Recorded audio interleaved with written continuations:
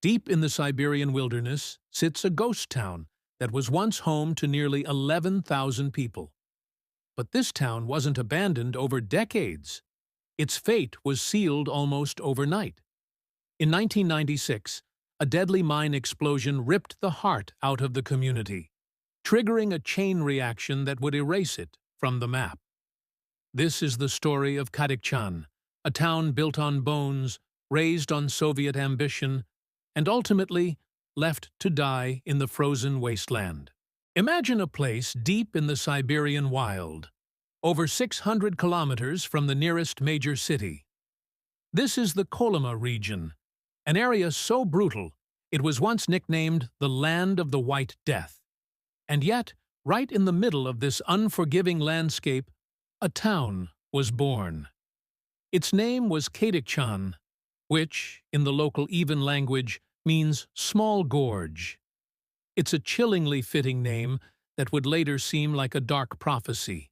The town wasn't founded on hope, but on hardship. During World War II, the Soviet Union discovered rich veins of high-quality coal here and sent Gulag prisoners to dig it out of the permafrost.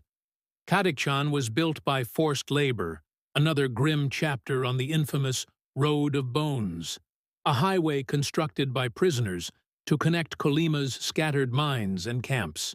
After the Gulag system was dismantled in the 1950s, a strange thing happened.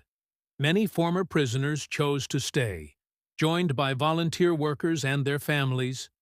They were drawn by steady work in the coal mines, which powered a critical energy hub for the entire region. What began as a brutal labor camp slowly morphed into a model Soviet industrial town. By the 1980s, Kadikchan's population had peaked at over 10,000 people.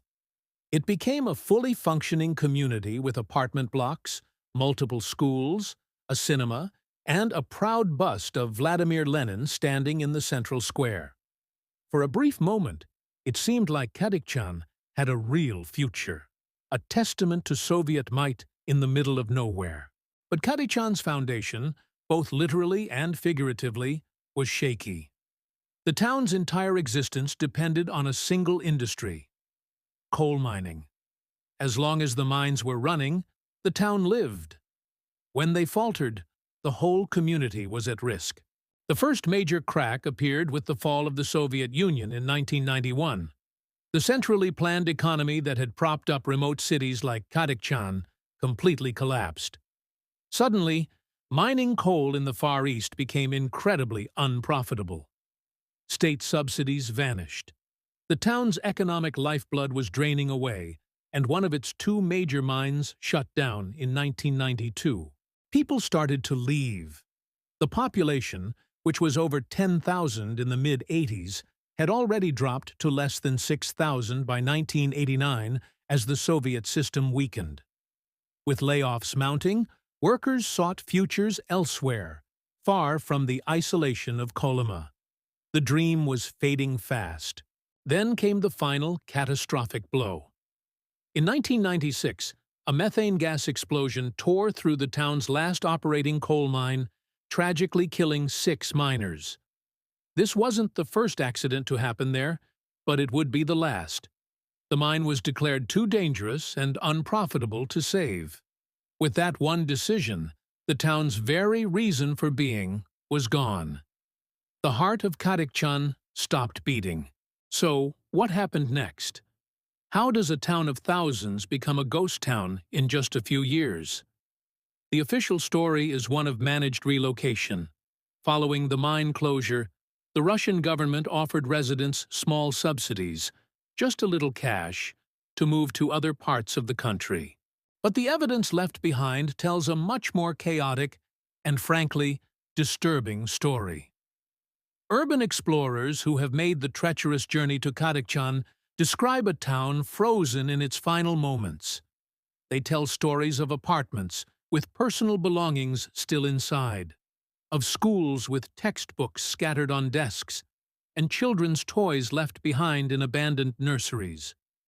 It doesn't look like a planned, orderly departure. It looks like people left in a desperate hurry. This has led to a more likely and much grimmer theory. a panicked exodus triggered by total economic abandonment.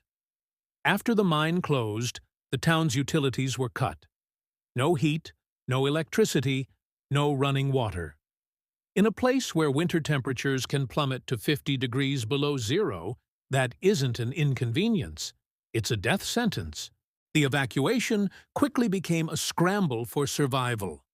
People took only what they could carry, leaving the rest of their lives to be swallowed by the Siberian winter.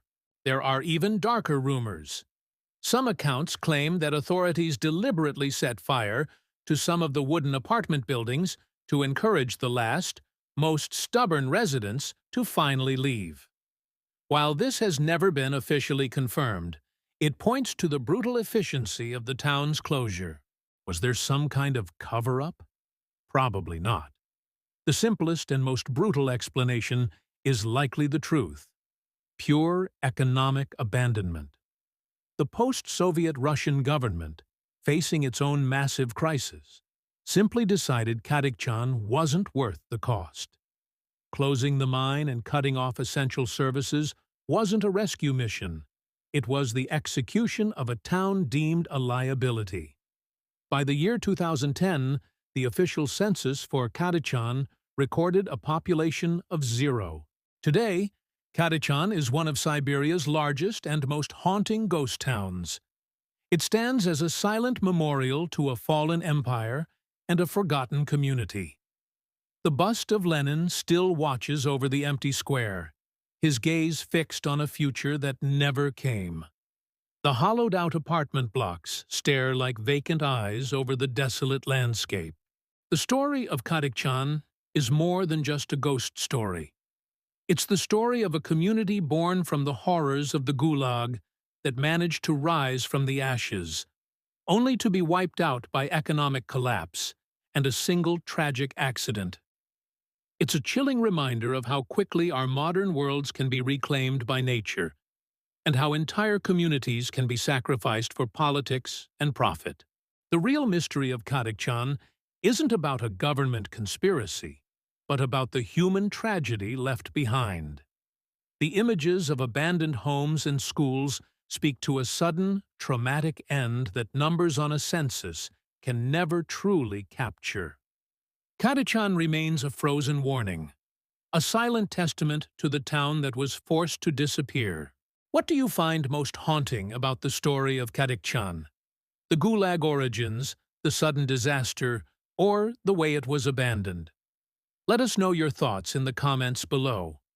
And if you found this journey into the Siberian wilderness compelling, make sure to like this video and subscribe for more explorations into the world's most mysterious abandoned places. Thanks for watching.